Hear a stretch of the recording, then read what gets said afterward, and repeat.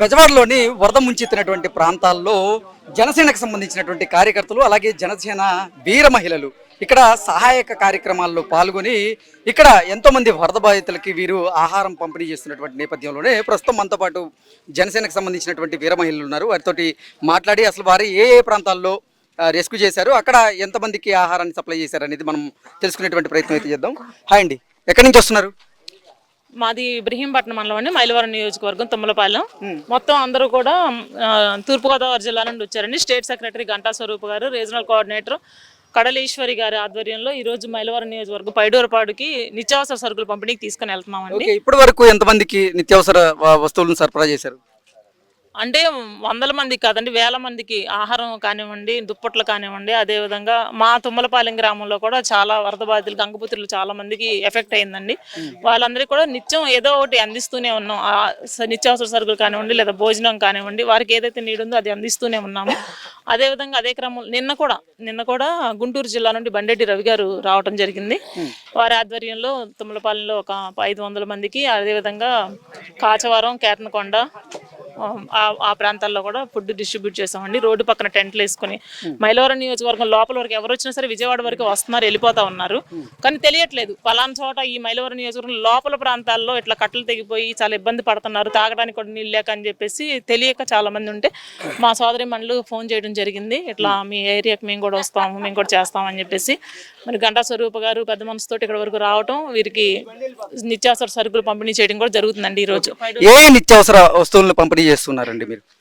ఈ రోజున 100 ఫ్యామిలీలకి సరిపడా ఒక్కొక్క ఫ్యామిలీకి 5 కేజీలు చొప్పున రైసు, అలాగే 1 కేజీ కందిపప్పు, 1 KG sugar, 1 KG sunflower oil, కారం ప్యాకెట్, అలాగే టీ పొడి ప్యాకెట్ వాటిని తీసుకురావడం జరిగింది. అలాగే అంటే ప్రభుత్వం ఇస్తున్నటువంటి నిత్యావసర సరుకులేనా, లేదంటే జనసేన పార్టీ నుంచి కూడా మీరు స్వచ్ఛందంగా ముందుకొచ్చి మీరు పార్టీ తరఫున సేవ చేస్తూ ఉన్నారా?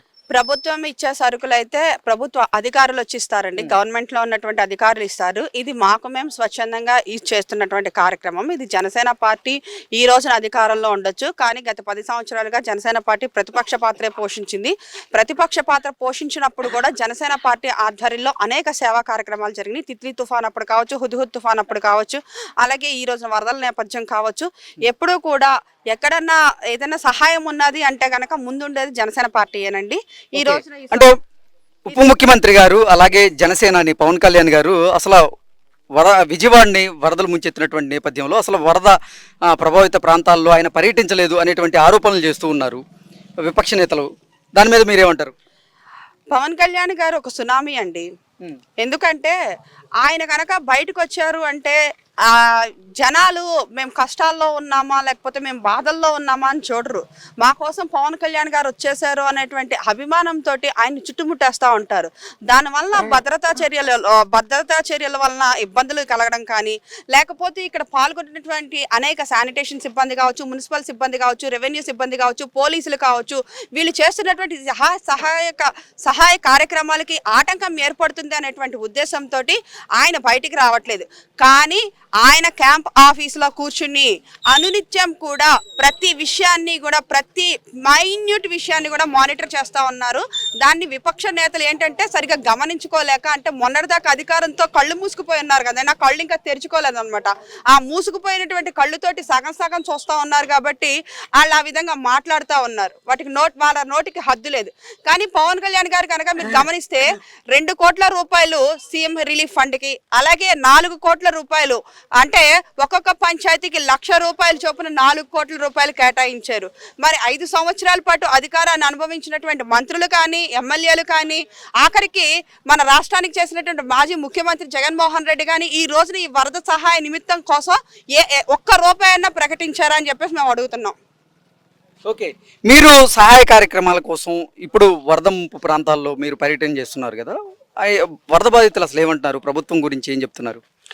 వరద బాధితులు అయితే అండి ఈ రోజున ప్రభుత్వం గురించో లేకపోతే అంతకు ముందు ఉన్నటువంటి ప్రభుత్వం గురించో చెప్పుకునేటువంటి పరిస్థితుల్లో లేదు. ప్రభుత్వం చేస్తున్నటువంటి సహాయక చర్యలు వాళ్ళకి అందుతున్నాయని చెప్తున్నారా, లేదంటే ప్రభుత్వం మీద వ్యతిరేకత ఉన్నారా? అంటే ఇప్పటి వరకు చాలా మంది కూడా ప్రభుత్వం అన్ని రకాలుగా సహాయం చేస్తుంది, మాకు అన్ని రకాలుగా ఇప్పుడు నిత్యావసర వస్తువులు కానీ తినడానికి ఆహారాన్ని కానీ తాగునీరు కానీ ఇవన్నీ సరఫరా చేస్తున్నారు అంటూ కొంతమంది చెప్తున్నటువంటి నేపథ్యంలో మీరు తిరిగినటువంటి ప్రాంతాల్లో ప్రజల అభిప్రాయం ఏ రకంగా ఉందంటే ఏం చెప్తారు? 100% వాళ్ళు ప్రభుత్వానికి సానుకూలంగా ఉన్నారండి.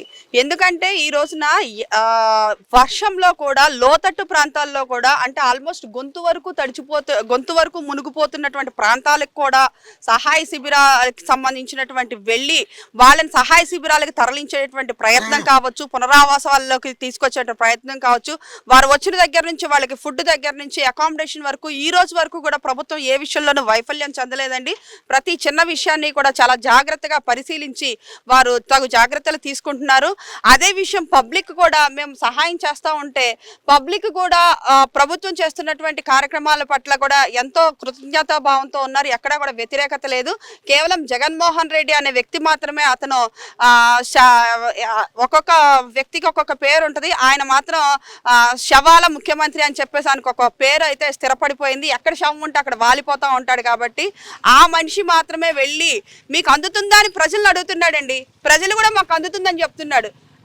కానీ మీడియా ముందర దగ్గరికి వచ్చేసి మాకు అందట్లేదు అంటున్నారు, ఇక్కడ సహాయ చర్యలు జరగట్లేదు అంటున్నాడు. బుడమేరేమో పొంగిపోయిందా, బుడమేరు గేట్లు ఎత్తేసి బుడమేరు గేట్లు ఎత్తాడు కదా. అవునా నదా? మానవ తప్పిదం వల్లే ఈరోజు బెజవాడలోని కొన్ని ప్రాంతాలు మునిగిపోయాయి అంటూ కూడా జగన్మోహన్ రెడ్డి ఇప్పుడు ఈ విపత్తుని ఆంధ్రప్రదేశ్ ప్రభుత్వం మీద అలాగే ముఖ్యమంత్రి మీద ఉప ముఖ్యమంత్రి మీద మురదల్లేటువంటి ప్రయత్నం అయితే చేస్తూ ఉన్నారు. దీన్ని ఎలా చూడొచ్చు? అసలు మానవ తప్పిదం వల్ల వరదలు వస్తాయా? చిన్న లాజిక్, మ్యాన్ మేడ్ ఫ్లడ్స్ అన్నారు. మ్యాన్ మేడ్ ఫ్లడ్స్ అసలు ఈ రోజు వరకు ఎక్కడన్నా మనం విన్నామా? ఒక మనిషి మనుషుల వలన ఫ్లడ్స్ వస్తాయో చెప్పండి. ఇది ప్రకృతి వైపరీత్యాల వల్ల జరిగినటువంటి విషయం. ఇది ప్రకృతి ప్రకోపించిన ద్వారా ఈ రోజున ఇన్ని వర్షాలు జరిగినాయి. ఒక మనిషి తప్పిదం చేస్తే ఒక బ్రిడ్జ్ కూలిపోయింది అనుకోవచ్చు, ఒక బిల్డింగ్ కూలిపోయింది అనుకోవచ్చు, ఒక ఊరిలో ఏదో ఇబ్బందికరమైన పరిస్థితులు రావచ్చు. కానీ ఈ రోజున ఫ్లడ్స్ అనేవి, వరదలు అనేవి అవి ప్రకృతి సహజంగా సిద్ధించినటువంటి ఇది. దానిని మనుషులు చేశారు అనడం అనేది అతని యొక్క మూర్ఖత్వానికి నిదర్శనం. ఇటువంటి వ్యక్తిని 5 సంవత్సరాల పాటు భరించినందుకు నిజంగా ప్రజలు కూడా సిగ్గుతో తల వంచుకుంటున్నారు. అది వర్షాన్ని సైతం లెక్క చేయకుండా జనసేన వీర మహిళలు అయితే ఎక్కడైతే ముంపు ప్రాంతాలు ఉన్నాయో ఆ ముంపు ప్రాంతాల్లో పర్యటిస్తూ వారు నిత్యావసర సరుకులను అయితే పంపిణీ చేస్తూ ఉన్నారు. Thank you so much.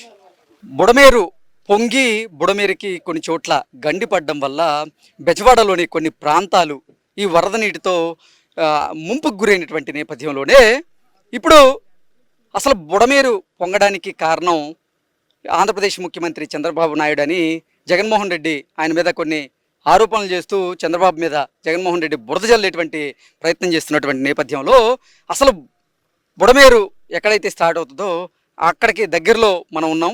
Mutyalampadu అనేటువంటి ఒక గ్రామంలో ప్రస్తుతం మనం ఉన్నాం.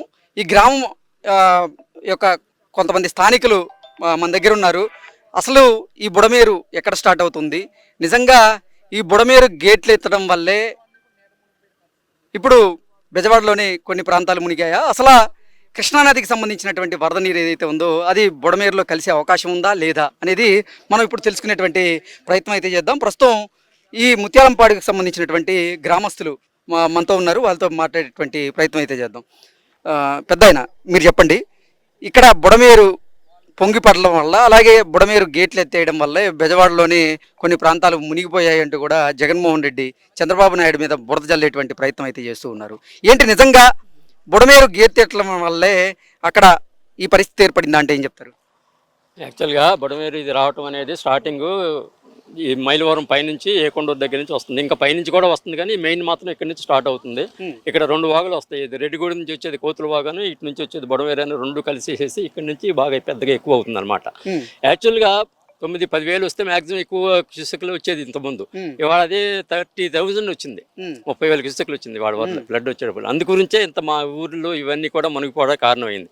ఇక్కడ ఏంటంటే ఎప్పుడు సంజయ్ రెడ్డి గారి టైంలో ఇక్కడ వెలగలేరు దగ్గర రెగ్యులేటర్ ఒకటి కట్టారు. ఆ రెగ్యులేటర్ దేనికి కట్టారు? బీడీసీ అంటారు, బుడమేరు డైవర్షన్ కెనాల్ అని.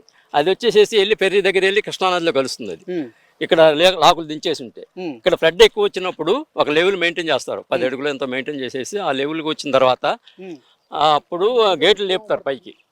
ఆ గేట్లు పైకి లేపుతారు ఫ్లడ్ ఎక్కువ వచ్చినప్పుడు.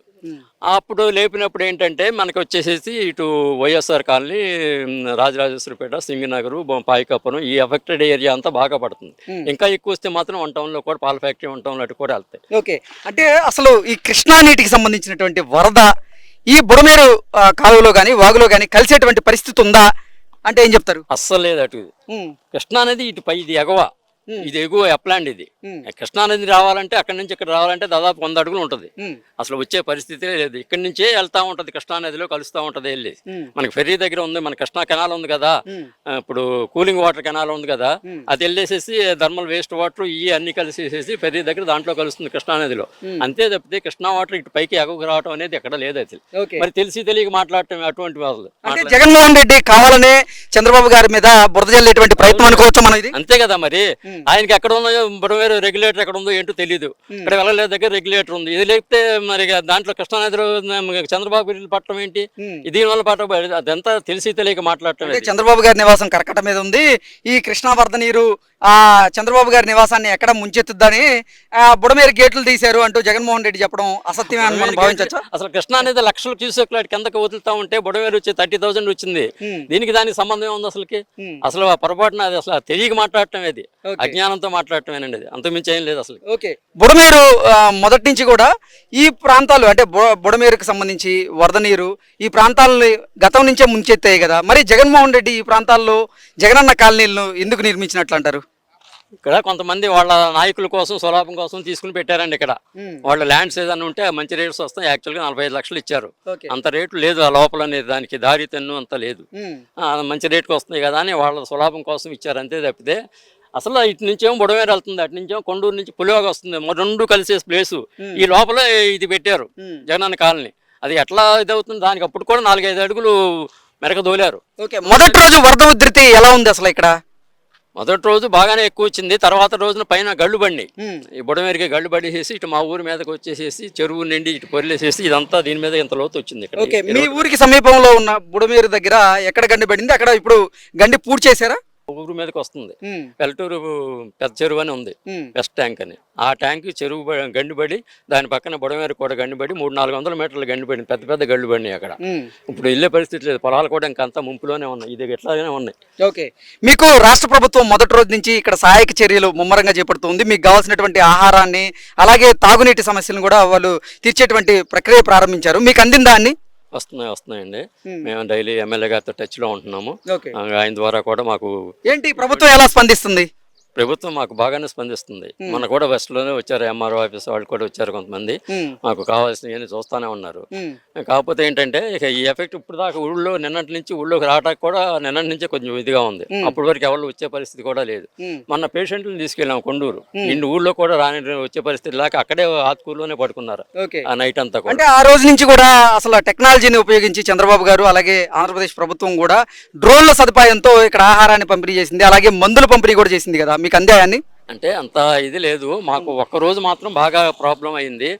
ఇప్పుడు ట్రాక్టర్లు ఉంటాయి కదా, దమ్ము చక్రాలు వేసుకుని వాటిని తీసుకుని వెళ్ళేసేసి అక్కడ ఉండేసేసి తర్వాత వాటి నుంచి అటు మామూలుగా వెహికల్స్ మీద వెళ్ళారు. వాటి ద్వారా ఒక రోజు మాత్రం అసలు వెళ్ళటానికి ఏమేమి వీలుపడలా. 2 మనుషులు కూడా చనిపోయారు ఊళ్ళో ఈ ఫ్లడ్ మూలాన. అక్కడ ఒక ట్రాక్టర్ కింద బాల్తా పడిపోయేసి దాంట్లో 8 మంది కొట్టుకుపోయారు. ఒక మహిళ చనిపోయింది. మిగతా 7 అయితే బయటకు వచ్చేసారు. ఎట్లా తాళ్లతోటి బయటకు తీసుకురాగలిగాం.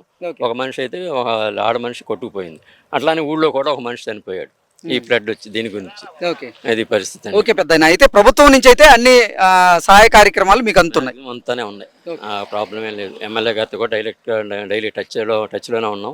ఆయన కూడా ఫుడ్ ప్యాకెట్స్ అవి పంపిస్తున్నారు. ఇక్కడ కొండూరులో కూడా కొంతమంది దాతలు ఉన్నారు, వాళ్ళు ఫుడ్ అవి పంపిస్తున్నారు. కొంతమంది వాటరు, నిన్న మిల్క్ వాటర్ అన్నీ వచ్చినాయి, జరుగుతూనే ఉన్నాయి. మాకు ప్రాబ్లం అయితే లేదు. ఓకే పెద్దయినా, ఓకే, థ్యాంక్ యూ, ధన్యవాదాలు. వెల్కమ్. ప్రస్తుతం మనం పులివాగు దగ్గర ఉన్నాం. పులివాగు ఏంటంటే తెలంగాణలోని కొన్ని ప్రాంతాలను కనెక్ట్ చేస్తూ ఇది ఆంధ్రాలో ప్రవహించేటువంటి వాగు. ఈ పులివాగులో ఈ వరద నీరు కూడా ఉధృతంగా ఇప్పుడు ప్రవహిస్తూ ఉంది. ఈ వరద నీరన్నీ కూడా బుడమేరులో కలిసేటువంటి పరిస్థితి అయితే ఉంది. ఈ పులివాగుకి సమీపంలోనే జగనన్న కాలనీలు కూడా నిర్మించారు. ఇక్కడ కాలనీల్లో కూడా మనం చూసుకున్నట్లయితే మొన్న వచ్చినటువంటి ఈ వరద ఉధృతికి కాలనీలు కూడా నీట మునిగిపోయాయి. అసలు ఈ పులివాగు చరిత్ర ఏంటి, పులివాగు బుడమేరులో ఎక్కడ కలుస్తుంది, అలాగే తెలంగాణ నుంచి వచ్చేటువంటి ఈ వర్షపు నీరు ఈ పులివాగులో ఎక్కడ కలుస్తాయి అనేది తెలుసుకునేటువంటి ప్రయత్నం అయితే చేద్దాం. మాజీ సైనికులు అలాగే ఎస్ఎస్డి రాష్ట్ర ప్రధాన కార్యదర్శి అయినటువంటి పిల్లి సురేంద్ర కుమార్ గారు మనతో ఉన్నారు. సార్తో మాట్లాడేటువంటి ప్రయత్నం అయితే చేద్దాం. సురేంద్ర కుమార్ గారు, మీరు చెప్పండి, ఈ పులివాగు ఎక్కడి నుంచి ప్రారంభం అవుతుంది? తెలంగాణకు సంబంధించినటువంటి ఏ ప్రాంతాలకు చెందినటువంటి వరద నీరు ఈ పులివాగులో కలుస్తాయి? తెలంగాణకు సంబంధించిన మదిరి నియోజకవర్గం ఏదైతే ఉందో ఆ గట్లు ఉన్నాయి ఆ రైల్వే ట్రాక్ల పక్కన, అక్కడి నుంచి మొత్తం వచ్చేసి జీకొండూరు మండలంలో ఉన్న కొన్ని వాగుల నుంచి వచ్చేసి ఇది బుడమేరు ఇది ఏదైతే ఉందో ఎలగలేరు రెగ్యులేటర్లు దాని వెనక పక్కన వచ్చేసి ఇప్పుడు మనం అక్కడ ఎక్కడైతే చూసామో అటు నుంచి వచ్చే వాగులో కలుస్తుంది. ఇది చాలా ఉధృతంగా ప్రవహిస్తుంది. ఇది పొంగినప్పుడు జీకొండూరుకి విజయవాడకి మధ్యలో అసలు వెళ్ళటానికి అవకాశం ఉండేది కాదు. ఇప్పుడు ఈ బ్రిడ్జ్ ఏర్పాటు చేయబట్టి ఈ అవకాశం కల్పించింది. కానీ ఇలాంటి ప్లేస్ లో కూడా ఇంకొకసారి వరద వస్తే గనక ఇల్లు కొట్టుకుపోతాయి. అలాంటి ప్రదేశాల్లో కూడా జగనన్న కాలనీలు ఇచ్చి మరి ఎస్సీ ఎస్టీల మీద అంత ప్రేమ, ఎంత దౌర్భాగ్యంగా పాలన చేశాడు. సో దీన్ని బట్టి మనం అర్థం చేసుకోవాలి.